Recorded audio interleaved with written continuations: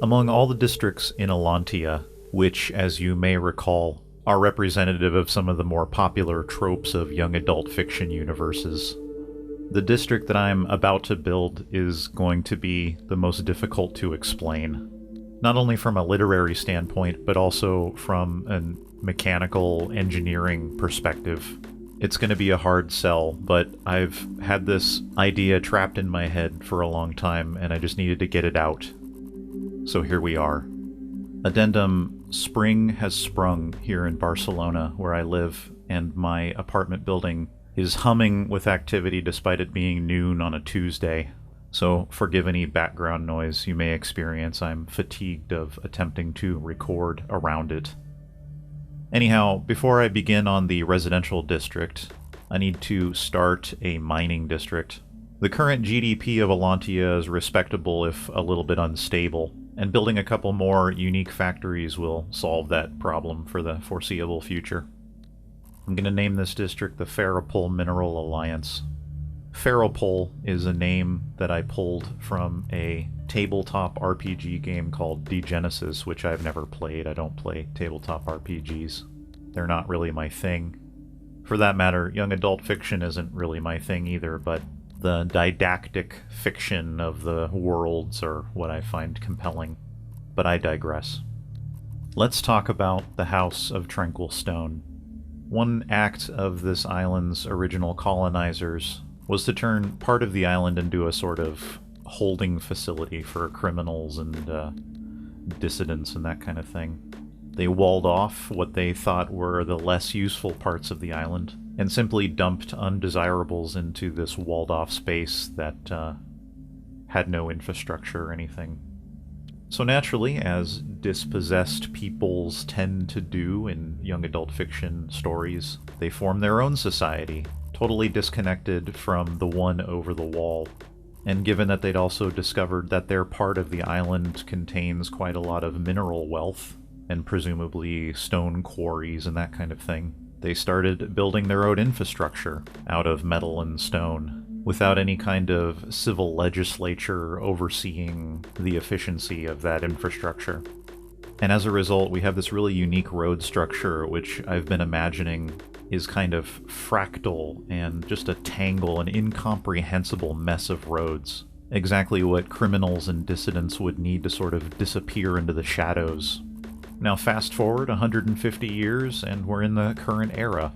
And it's in rather poor taste to have a prison camp on your island, which doesn't necessarily stop Allantia from doing it. We'll talk about that in a later episode. But the House of Tranquil Stone has been free to do what they want, leave their walls for quite a long time. But given their history and the fact that they were sort of disconnected from the rest of the island and the world at large, they've developed a very distinct culture which survives to this day, which can be summarized thusly. They are strong believers that one can attain a sort of enlightenment or maybe even salvation through hard work, which is a sort of neoliberal idea taken to an illogical extreme. Given that the traditional kind of folk occupation of this district is as a miner, they also strongly value being very cautious and introspective and maintaining control of one's emotions. I suppose you could almost describe it as being Zen-like, except that there's something kind of authoritarian about it. Anyhow, effectively this means that this district is very resistant to tourists coming in and cruising through their district, I guess. They just want to keep to themselves, and as a result, most of their architecture is extremely simple. And I'm representing that by having all of their residential structures be only 1-by-1 tile. So many very tiny houses. Living simply is valued in this district because everybody is very aware that everything that you do affects everyone around you. Very emblematic, I think, of being miners by trade, especially miners that don't have access to the most modern or the most safe equipment. So all that being said, in our current era, 2022, or the in-game year, which I guess is 2046, the House of Tranquil Stone is known as being the place where you can move to if you want to completely change your life and start over. Alcoholics, drug addicts, people that have a hard time controlling their anger, minimalists, people that don't want to deal with money anymore, folks that feel like they've never really done anything substantial and they want to get their hands dirty, or people that just hate modern society as a whole and want something very different. They all come to the House of Tranquil Stone where they can be part of a strong community that doesn't put up with half-assery or bullshit, and also, of course, always needs workers for the Ferropol Mineral Alliance.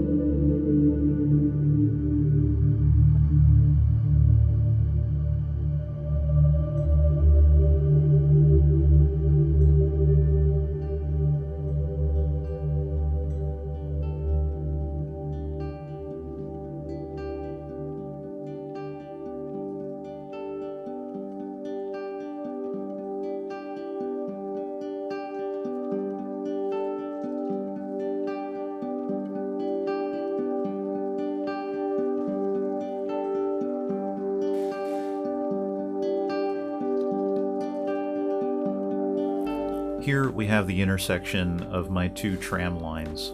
The Cloud Loop, which runs the length of the island, and this new line, which will be called the Mountain Line, that runs north-south perpendicular, the southern terminus being the mining district.